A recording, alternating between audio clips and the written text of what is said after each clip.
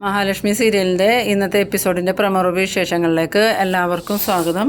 അങ്ങനെ കണ്ണൻ നടന്നു തുടങ്ങിയ ആ ഒരു സത്യം എല്ലാവരും തിരിച്ചറിയുന്ന എപ്പിസോഡാണ് ഇന്ന് വരാൻ പോകുന്നത്. അതുമാത്രമല്ല, കണ്ണനെയും മഹാലക്ഷ്മിയെയും ഉപദ്രവിക്കുന്നവർക്ക് കിട്ടാൻ പോകുന്ന ശിക്ഷ എന്തായിരിക്കുമെന്ന് കരുണയ്ക്കും ഉണ്ണിക്കൊക്കെ മനസ്സിലാവുകയും കൂടി ചെയ്യുന്ന എപ്പിസോഡാണ്.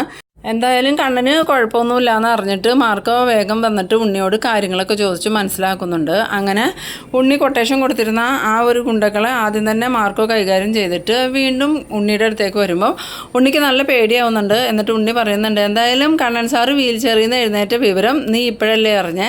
കണ്ണൻ സാറ് നടക്കാൻ തുടങ്ങിയിട്ട് നാളുകളായി. നിങ്ങളെ ഇതുവരെ അറിയിക്കാതിരുന്നത് നിനക്ക് നിൻ്റെ ഭാര്യയ്ക്കും അത് മരണതുല്യമായിരിക്കും എന്ന് അറിയാവുന്നതുകൊണ്ട് എന്തായാലും നീ സത്യങ്ങളൊക്കെ അറിഞ്ഞല്ലോ.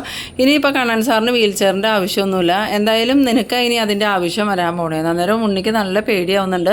ഉണ്ണി പറയുന്നുണ്ട്, മാർക്ക് എന്നെ ഒന്നും ചെയ്യരുത്, എനിക്കൊരു അബദ്ധം പറ്റിയതാന്ന് പറയുമ്പോൾ, നിനക്ക് അബദ്ധം പറ്റിയതൊന്നുമല്ല, നിന്നെ പല പ്രാവശ്യം ഞാൻ താക്കീത് ചെയ്തിരുന്നത്. അതുമാത്രമല്ല, നീ നിൻ്റെ ഭാര്യയെ വിളിച്ചുകൊണ്ട് വീട്ടിലോട്ട് പോണ സമയത്തും വണ്ടി തടഞ്ഞു നിർത്തി ഞാൻ പറഞ്ഞതാ, കണ്ണൻ സാറിനും മഹാലക്ഷ്മിക്കും കുഞ്ഞിനും ഒരു ബുദ്ധിമുട്ടും നിങ്ങൾ മൂലം ഉണ്ടാവരുത്. അങ്ങനെ ഉണ്ടായിട്ടുണ്ടെങ്കിൽ നിൻ്റെ ഭാര്യേനെ ഉടലോടെ തന്നെ പറഞ്ഞു വിടുമെന്ന്. എന്നിട്ട് നിനക്ക് അനുസരണ ഉണ്ടായില്ല. നീ ശരിക്കും AC-ൽ വിഷവാതകം നിറച്ച് കണ്ണൻ സാറിനെ കൊല്ലാൻ നോക്കി. അതിനുള്ള ശിക്ഷ നീ അനുഭവിച്ചേ പറ്റുള്ളൂ എന്ന്. ആ സമയത്ത് ഈ ഉണ്ണിയാണെങ്കിൽ രക്ഷപ്പെടാൻ പറ്റുമെന്നൊന്നും നോക്കിയിട്ട് ഉണ്ണിക്ക് ഒരു മാർഗവും കിട്ടണില്ല. വേഗം തന്നെ മാർക്കോ ഒരു ഇരുമ്പ് തണ്ട് എടുത്തുകൊണ്ട് വരുന്നുണ്ട്. അത് കണ്ടത് ഉണ്ണിക്ക് മനസ്സിലാവുന്നുണ്ട്, മാർക്കോ ഇനി എന്നെ വെറുതെ വിടാൻ പോണില്ല എന്ന്. അങ്ങനെ മാർക്കോ അടുത്ത് വന്നിട്ട് വാ തുറക്കണമെന്നും പറഞ്ഞ് ഉണ്ണിയുടെ കവളയെ പിടിച്ച് ഞെക്കി വാ തുറപ്പിച്ചിട്ട് കുറച്ച് തുണി എടുത്ത് സൗണ്ട് കേൾക്കാതിരിക്കാൻ വേണ്ടി ഉണ്ണിയുടെ വായിലേക്ക് കുത്തി നിറയ്ക്കുന്നുണ്ട്. ആ സമയത്ത് ഉണ്ണിയാണെങ്കിൽ വേണ്ടെന്ന് പറയുന്നുണ്ടെങ്കിലും മാർക്കോ അതൊന്നും വകവയ്ക്കാതെ തന്നെ ഉണ്ണിയുടെ വായിലേക്ക് നിറച്ചും ആ കോട്ടൺ തള്ളി കയറ്റി വെച്ചിട്ട് ഉണ്ണീനെ കാല് നോക്കി നല്ല അടി അടിക്കുന്നുണ്ട്. ആ സമയത്ത് ഉണ്ണിക്കാണെങ്കിൽ വേദന എടുക്കുന്നുണ്ടെങ്കിലും ഒച്ച ഉയർത്തി കരയാനും പറ്റില്ല. വായിൽ തുണി ആയതുകൊണ്ട് തന്നെ ഉണ്ണി ആ വേദനയെല്ലാം സഹിച്ചിരിക്കുകയാണ്. അങ്ങനെ മാർക്കോ കുറേ അടി അടിച്ചതും ഉണ്ണി ബോധം കെട്ട് അവിടെ കിടക്കുന്നുണ്ട്. ആ സമയത്ത് മാർക്കോയാണെങ്കിൽ ഇനിയിപ്പോൾ ഇവനെ തല്ലണ്ട, ഇവൻ്റെ ബോധം പോയി, എന്തായാലും ആസ്പത്രി കൊണ്ടുപോയി പ്ലാസ്റ്റിക് ഇട്ട് കണ്ണൻ സാറിൻ്റെ വീൽ ചെയറിൽ തന്നെ ഇരുത്തി ഇവനെ വീട്ടിലേക്ക് കൊണ്ടുപോകാമെന്നൊക്കെ ഇങ്ങനെ മനസ്സിലാലോചിച്ചുകൊണ്ട് തല്ലൊക്കെ നിർത്തി ഇങ്ങനെ നിൽക്കുന്നുണ്ട്. പിന്നീട് കാണിക്കുന്നത് നമ്മളുടെ അനന്തുവിനെയാണ്. അനന്തു ആണെങ്കിൽ രാവിലെ എഴുന്നേറ്റതും കണ്ണൻ എപ്പോഴാണ് വന്നേന്ന് അറിയില്ലല്ലോ എന്നൊക്കെ ഇങ്ങനെ ലേഖയോട് പറഞ്ഞുകൊണ്ടിരിക്കുന്ന സമയത്താണ് കണ്ണൻ അനന്തുവിൻ്റെ ഫോണിലേക്ക് വിളിക്കണേ. അനന്ത് ഫോൺ എടുത്ത് നോക്കുമ്പം സേവ് ചെയ്തേക്കണ നമ്പർ അല്ലാത്തതുകൊണ്ട് തന്നെ ഇതാരായിരിക്കും രാവിലെ തന്നെ വിളിക്കണേന്ന് വിചാരിച്ച് അനന്തു കോൾ അറ്റൻഡ് ചെയ്തും അനന്തു ഇത് ഞാനാന്ന് പറയണു. അന്നേരം അനന്ത് ചോദിക്കുന്നുണ്ട്, കണ്ണനല്ലേ, എന്താ കണ്ണ നീ എവിടെ നിന്നാണ് വിളിക്കണേ, എന്താ പറ്റിയെന്ന് ചോദിക്കുമ്പം നീ എത്രയും പെട്ടെന്ന് ആസ്പത്രി വരെ വരണം, ഞാനിപ്പോൾ ആസ്പത്രിയിലാന്ന് പറയണു. അത് കേട്ടതും അനന്തു ആണെങ്കിൽ ആകെ പേടിക്കുന്നുണ്ട്. എന്നിട്ട് ചോദിക്കുന്നുണ്ട്, കണ്ണാ നിനക്ക് എന്താ പറ്റിയെന്ന് ചോദിക്കുമ്പോൾ തൽക്കാലം നീ ഈ വിവരം ആരോടും പറയണ്ട, മഹിയെ അറിയിക്കണ്ട, മഹിക്ക് ഇത് കേട്ടാൽ സഹിക്കാൻ പറ്റില്ല, നീ എത്രയും പെട്ടെന്ന് ആസ്പത്രിയിലേക്ക് വാ, നീ ഒറ്റയ്ക്ക് വന്നാൽ മതി, ലേഖനയും കൊണ്ടുവരണ്ടാന്ന്. അന്നേരം അനന്ത് പറയുന്നുണ്ട്, ഞാനിപ്പോൾ തന്നെ എത്താടാന്ന്. അങ്ങനെ ഫോൺ കട്ട് ചെയ്തതും ലേഖ ചോദിക്കുന്നുണ്ട്, ആരാ അനന്തുവേട്ടാ വിളിച്ചതെന്ന് ചോദിക്കുമ്പം വിളിച്ചത് കണ്ണനെ, എന്നോട് ആസ്പത്രിയിലേക്ക് ചെല്ലാൻ പറഞ്ഞു. അതിന് കണ്ണേട്ടൻ എന്താ പറ്റിയെന്ന് ചോദിക്കുമ്പം ഒന്നും അറിയില്ല ലേഖ, മഹിയോട് തൽക്കാലം ഇതൊന്നും പറയണ്ടെന്നാണ് പറഞ്ഞാൽ, ഞാൻ എന്തായാലും ആസ്പത്രി പോയി നോക്കിയിട്ട് വരാം, നീ അതുവരെ മഹിയോടൊന്നും പറയാൻ നിൽക്കണ്ട, അപ്പം ഞാനും കൂടി വരണമെന്ന് ചോദിക്കുമ്പം വേണ്ട ലേഖ, ഞാൻ ഒറ്റയ്ക്ക് ചെല്ലാനാ കണ്ണൻ പറഞ്ഞാൽ ഞാൻ എന്തായാലും പോയിട്ട് വരാമെന്നും പറഞ്ഞ് അനന്ത് വേഗം തന്നെ റെഡിയായി പോകുന്നുണ്ട്.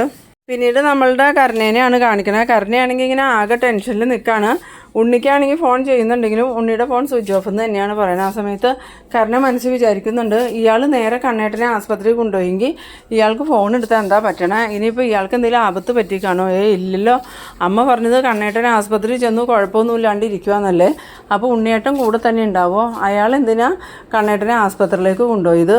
പോകുന്ന വഴിക്ക് കാർ എവിടെയെങ്കിലും നിർത്തിയിട്ടിരുന്നെങ്കിൽ അയാൾ മരിക്കുമായിരുന്നല്ലോ. എന്തായാലും കമലേശ്വരത്തെ മൂത്ത മോൻ ഇന്ന് ഉണ്ടാവില്ല എന്ന് വിചാരിച്ചിട്ട് അയാൾക്കൊന്നും സംഭവിച്ചിട്ടില്ല എന്നാലോ അമ്മ പറഞ്ഞതെന്നൊക്കെ ഇങ്ങനെ മനസ്സിലാലോചിച്ചുകൊണ്ട് വീണ്ടും ഉണ്ണിയുടെ ഫോണിലേക്ക് വിളിക്കുന്നുണ്ടെങ്കിലും ഉണ്ണിയുടെ ഫോൺ സ്വിച്ച് ഓഫ് എന്ന് തന്നെയാണ് പറയണത്. ഇതേസമയം നമ്മളുടെ ദുർഗയാണെങ്കിൽ ഭയങ്കര സന്തോഷത്തിൽ തന്നെയാണ്. കണ്ണന് വേറെ കുഴപ്പമൊന്നുമില്ല എന്ന് അറിഞ്ഞതും ദുർഗ കണ്ണന് ഇഷ്ടപ്പെട്ട ഭക്ഷണമൊക്കെ തന്നെ റെഡിയാക്കുന്നുണ്ട്. ആ സമയത്ത് കരുണ അടുക്കളയിലേക്ക് ചെല്ലുമ്പം ദുർഗ പറയുന്നുണ്ട്, നീ എന്തിനാണ് ഇപ്പം ഇങ്ങോട്ട് വന്നത്? ഇന്നലെ തന്നെ നീയും അവനും കൂടെ എന്തെങ്കിലും ചെയ്തിട്ടാണോ കണ്ണന് ശ്വാസം മുട്ടുണ്ടായെന്ന് എനിക്ക് സംശയമുണ്ട്. എന്തായാലും ഞാൻ ഭയന്നത് പോലെ ഒന്നും സംഭവിച്ചില്ല. ഉണ്ണി അവനെ ആസ്പത്രിയിലേക്ക് തന്നെ കൊണ്ടുപോയി. ഞാൻ പേടിച്ചിരിക്കുമായിരുന്നു ഉണ്ണി അവനെ ഇനി ആസ്പത്രി കൊണ്ടുപോകാതെ എവിടെയെങ്കിലും വണ്ടിയിൽ തന്നെ ഇരുത്തുമെന്ന്. എന്തായാലും അങ്ങനെയൊന്നും സംഭവിച്ചില്ലല്ലോ എന്ന് പറയുമ്പം കരുണ മനസ്സിൽ വിചാരിക്കുന്നുണ്ട്, എന്നാലും ഈ ഉണ്ണിയേട്ടന് എന്താ പറ്റിയെന്നാലോ മനസ്സിലാവാത്ത അയാളെ ആസ്പത്രിയിലേക്ക് കൊണ്ടുപോകേണ്ട വലിയ കാര്യം ഉണ്ടായിരുന്നോ, അയാളെന്നാൽ മരിച്ചോളൂല്ലായിരുന്നോ എന്നൊക്കെ ഇങ്ങനെ മനസ്സിൽ ആലോചിച്ചുകൊണ്ട് നിൽക്കുന്നുണ്ട്. ആ സമയത്ത് ദുർഗ പറയുന്നുണ്ട്, കണ്ണൻ എന്തായാലും കുറച്ച് സമയം കഴിയുമ്പോൾ ആസ്പത്രിയിൽ നിന്ന് വരുമായിരിക്കും. അവൻ വരുമ്പോഴേക്കും അവന് ഇഷ്ടമുള്ള എല്ലാ ഭക്ഷണവും ഞാൻ ഉണ്ടാക്കി വെക്കട്ടെ, നീ ഇവിടെ നോക്കി നിൽക്കാതെ വല്ലയിടത്തും പോടിയെന്നും പറഞ്ഞ് കരണിയോട് ദേഷ്യപ്പെടുന്നുണ്ട്. സമയത്ത് കരുണ പതുങ്ങി നിന്നിട്ട് ഈ ദുർഗയോട് ചോദിക്കുന്നുണ്ട്, അമ്മ വിളിച്ചപ്പോൾ ഉണ്ണിയേട്ടൻ അവിടെ ഉണ്ടെന്ന് കണ്ണേട്ടൻ പറഞ്ഞു എന്ന് ചോദിക്കുമ്പം, നീ എന്ത് ചോദ്യം ചോദിക്കണേ? ഉണ്ണിയല്ലേ കണ്ണനെ കൊണ്ട് ആസ്പത്രിയിലേക്ക് പോയാൽ, പിന്നെ കണ്ണൻ്റെ അടുത്ത് ഉണ്ണി ഉണ്ടാവാതെ അവനെവിടെ പോകാനാന്ന്. അന്നേരം കരുണ പറയുന്നുണ്ട്, അല്ല ഉണ്ണിയേട്ടൻ വിളിച്ചിട്ട് ഫോൺ എടുക്കണില്ല, ഉണ്ണിയേട്ടൻ്റെ ഫോൺ സ്വിച്ച് ഓഫ്, അതാ ഞാൻ ചോദിച്ചതെന്ന് പറയുമ്പം, അത് ഇവിടുന്ന് പോയപ്പോൾ തൊട്ട് അവൻ്റെ ഫോൺ സ്വിച്ച് ഓഫ് അല്ലേ, ഇന്നലെയൊക്കെ ഞാൻ ഒരുപാട് വിളിച്ചല്ലോ, അവൻ ഫോൺ എടുത്തില്ലല്ലോ, എന്തായാലും കുറച്ച് നേരം കഴിഞ്ഞ് ഞാൻ കണ്ണനെ ഒന്നും കൂടി വിളിച്ച് നോക്കാമെന്ന്. പിന്നീട് കാണിക്കുന്നത് നമ്മളുടെ കണ്ണനെ കാണാനായിട്ട് അനന്തു വന്നേക്കാണ്. അനന്തുവിനോട് കണ്ണൻ നടന്ന കാര്യങ്ങളെല്ലാം പറയുമ്പം അനന്തുവിന് നല്ല ദേഷ്യം വരുന്നുണ്ട്. ഞാൻ നിന്നോട് പല പ്രാവശ്യം പറഞ്ഞതാ ആ ഉണ്ണീനെയും നിൻ്റെ രണ്ടാനമ്മേനെയും ആ കരുണേനെയൊക്കെ വീട്ടിൽ നിന്ന് പുറത്താക്കാൻ, അപ്പം നീ കേൾക്കൂല. ഇപ്പം എങ്ങനെയുണ്ട്, നിനക്കിപ്പോൾ മതിയായില്ലേ? അന്നേരം മാർക്കോ വന്നില്ലായിരുന്നെങ്കിൽ നിൻ്റെ അവസ്ഥ എന്താവുമായിരുന്നു? മഹിക്കും കുഞ്ഞിനും ആരും ഇല്ലാണ്ടാവൂലായിരുന്നു എന്ന് ചോദിക്കുമ്പം, എന്നാലും ഞാൻ അവനിൽ നിന്ന് ഇങ്ങനെയൊന്നും പ്രതീക്ഷിച്ചില്ലടാ, എന്നോട് വിരോധം ഉണ്ടെന്ന് അറിയാം, പക്ഷേ എന്നെ നേരെ നിന്ന് കൊല്ലൂന്നൊന്നും വിചാരിച്ചില്ല. അവൻ ഞാൻ ചാവട്ടെ എന്നും പറഞ്ഞ് വണ്ടി ഓഫ് ചെയ്തിട്ടിട്ട് അവിടെ നിൽക്കുമായിരുന്നു.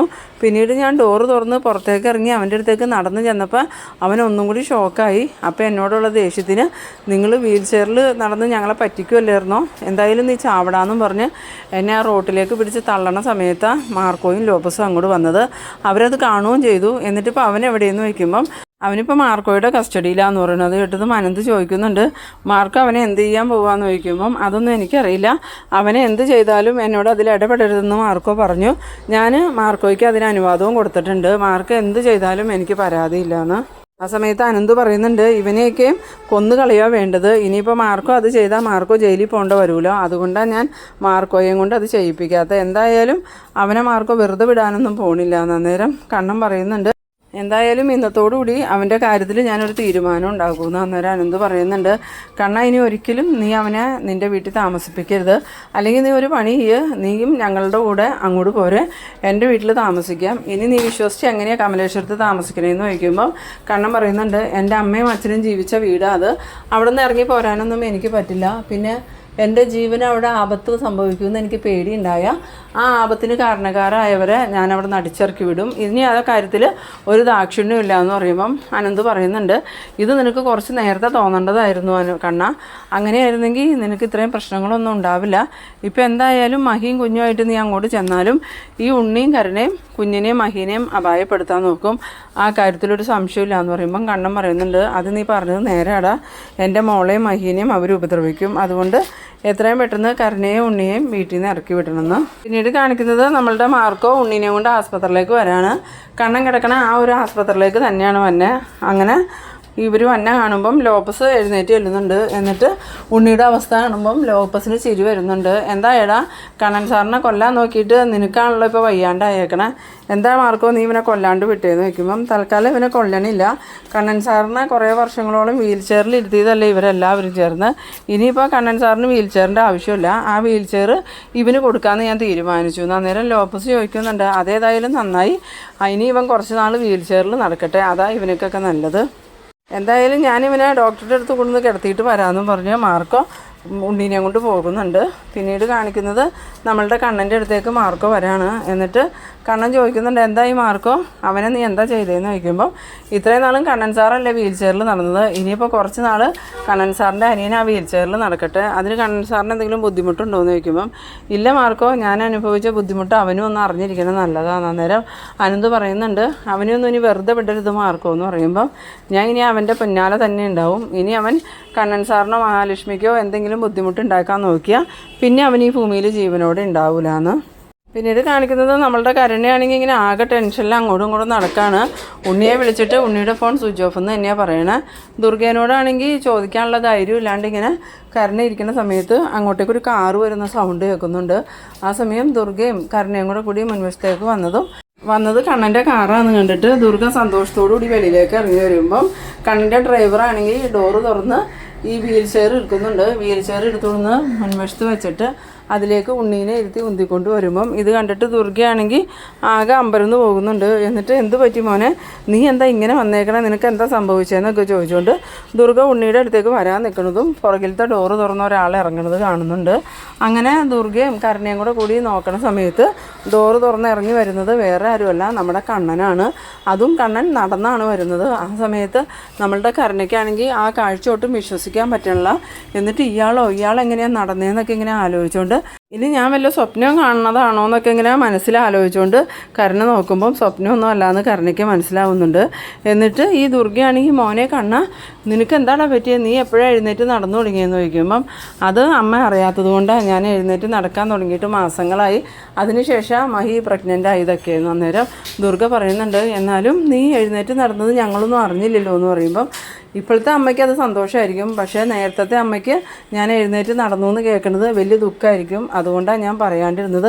അതുകൊണ്ട് എനിക്കിപ്പോൾ ഒരു ഗുണമുണ്ടായി. ഇന്ന് തന്നെ അവൻ കൊല്ലാൻ കൊണ്ടുപോയിട്ട് മരണത്തിൽ നിന്ന് ഞാൻ രക്ഷപ്പെട്ടു. അന്നേരം ദുർഗ ചോദിക്കുന്നുണ്ട്, നീ എന്തൊക്കെയാണ് മോനെ ഈ പറയണേന്ന് ചോദിക്കുമ്പോൾ എനിക്ക് ചുമയും ശ്വാസം മുട്ടും ഉണ്ടായത് എങ്ങനെയാണെന്ന് അമ്മയ്ക്ക് അറിയുമെന്ന് ചോദിക്കുന്നു. ഇല്ലടാ മോനെ, ഞാൻ അത് തന്നെ ആലോചിച്ചുകൊണ്ട് നിൽക്കായിരുന്നു, നിനക്കിങ്ങനെ ഒരിക്കലും ഉണ്ടായിട്ടില്ലല്ലോ, പിന്നെ പെട്ടെന്ന് ഇങ്ങനെ ഉണ്ടായത് എന്താണെന്ന് ഇങ്ങനെ ആലോചിച്ച് നിന്നിട്ട് എനിക്കൊരു പിടിയും കിട്ടിയില്ല എന്ന് പറയുമ്പം, എന്നാൽ അമ്മ ഇനി ഒരുപാട് ആലോചിക്കുകയൊന്നും വേണ്ട, ഇവനാണ് ഗുണ്ടകളെയും കൊണ്ട് എൻ്റെ AC-യിൽ വിഷവാതകം നിറച്ചത്, ആ വിഷവാതകം ശ്വസിച്ചിട്ട് എനിക്ക് ശ്വാസം മുട്ടും ചുമയൊക്കെ ഉണ്ടായിരുന്നു. അന്നേരം ദുർഗയാണെങ്കിൽ ഉണ്ണിയുടെ നേരെ നോക്കുന്നുണ്ട്. എടാ ദുഷ്ട, നീ എന്തിനാണ് അങ്ങനെ ചെയ്തതെന്ന് ചോദിക്കുമ്പം ഉണ്ണിയാണെങ്കിൽ ഒന്നും മിണ്ടാതെ കീപ്പോട്ട് നോക്കിയിരിക്കുകയാണ്. ആ സമയത്ത് കരുണ മനസ്സിൽ വിചാരിക്കുന്നുണ്ട്, ഞാൻ അപ്പോഴേ പറഞ്ഞതാ, എന്ത് ചെയ്യാൻ പോയാലും അത് തിരിച്ച് നമുക്ക് തന്നെ വരുള്ളൂ, അതുകൊണ്ട് ഒന്നിനും പോകണ്ടാന്ന്. അപ്പോൾ ഉണ്ണിയേട്ടന് വാശിയായിരുന്നു ഏട്ടനെ കൊല്ലണമെന്ന്. എന്നിട്ടിപ്പോൾ എന്തായി, മിക്കവാറും ഇയാൾ ഞങ്ങളെ വീട്ടിൽ നിന്ന് പുറത്താക്കാൻ സാധ്യതയുണ്ടെന്ന്. ആ സമയത്ത് ദുർഗ ചോദിക്കുന്നുണ്ട്, എന്നിട്ട് ഇവൻ്റെ കാലിന് എന്താ പറ്റിയെന്ന് ചോദിക്കുമ്പം അവൻ്റെ കാല് മാർക്കോ തല്ലി ഓടിച്ചതാണ്. ആ സമയത്ത് ദുർഗ ചോദിക്കുന്നുണ്ട്, അതെന്തിനാ മാർക്കോ തല്ലി ഓടിച്ചത്, അതിന് മാർക്ക് വന്നത് എങ്ങനെയാണെന്നൊക്കെ ചോദിക്കുമ്പം ഈ കണ്ണനാണെങ്കിൽ ഉണ്ണി ആസ്പത്രിയിലേക്ക് കൊണ്ടുപോയപ്പം നടന്ന ആ കാര്യങ്ങളെല്ലാം ദുർഗയോട് പറയുന്നുണ്ട്. ആ സമയത്ത് മാർക്കോ വന്നതുകൊണ്ട് മാത്രം ഞാനിപ്പോൾ ജീവനോടെ നിൽക്കണേ, ഇല്ലായിരുന്നെങ്കിൽ ഞാനിപ്പോൾ മരിച്ചു പോയായിരുന്നു. അത് കേട്ടതും ദുർഗയാണെങ്കിൽ ദേഷ്യത്തോടു കൂടി വന്ന് ഉണ്ണിയുടെ ചെവിട് നോക്കി ഒരെണ്ണം കൊടുക്കുന്നുണ്ട്. ആ സമയത്ത് കരുണയ്ക്കാണെങ്കിലും കാര്യങ്ങൾ കൈവിട്ടു പോയിന്ന് മനസ്സിലായിട്ട് കരുണ ഒന്നും മിണ്ടാതെ തന്നെ ഇങ്ങനെ മാറി നിൽക്കുകയാണ്. അന്നേരം കണ്ണൻ പറയുന്നുണ്ട്, ഇനി ഒരു നിമിഷം ഇവനും ഈ വീട്ടിൽ താമസിക്കാൻ പാടില്ല, എനിക്കിവിടെ സമാധാനമായിട്ട് ജീവിക്കണം, എൻ്റെ വീട്ടിൽ മരണത്തെ പേടിച്ച് ജീവിക്കാനൊന്നും എനിക്ക് പറ്റില്ല, അതുകൊണ്ട് ഞാനിപ്പോൾ ഒരു തീരുമാനം എടുക്കുക, ഇവനെയും ഇവളെയും ഈ നിമിഷം അമ്മ ഇവിടുന്ന് ഇറക്കി വിടണമെന്ന്. അന്നേരം ദുർഗ പറയുന്നുണ്ട്, മോനെന്ന് വിളിക്കുമ്പം അമ്മയ്ക്ക് ബുദ്ധിമുട്ടാണെങ്കിൽ ഒരു കാര്യം ചെയ്തോ, അമ്മയും കൂടി ഇവരുടെ കൂടെ പോയിക്കോ എന്ന് പറയുമ്പം, ഇല്ല മോനെ, ഞാൻ നിന്നെ വിട്ടിനി എങ്ങോട്ടും പോണില്ല എന്ന് പറയണു. അത് കേട്ടതും കരുണയും ഉണ്ണി ഇങ്ങനെ ഷോക്കായി നിൽക്കുന്ന ആ ഒരു സീനിലാണ് ഈ എപ്പിസോഡ് അവസാനിക്കുന്നത്. അപ്പോൾ നിങ്ങളെൻ്റെ വീഡിയോ ആദ്യമായിട്ടൊക്കെ കാണുന്നവരാണെങ്കിൽ ചാനലൊന്ന് സബ്സ്ക്രൈബ് ചെയ്യാനും എൻ്റെ വീഡിയോ നിങ്ങൾക്ക് ഇഷ്ടമായാൽ ലൈക്ക് ചെയ്യാനും ഷെയർ ചെയ്യാനും മറക്കരുത്. അപ്പോൾ ഇതുപോലെ ഇൻട്രസ്റ്റിംഗ് ആയിട്ടുള്ള അടുത്തൊരു എപ്പിസോഡുമായി നമുക്ക് വീണ്ടും കാണാം. അതുവരേക്കും ബൈ ബൈ.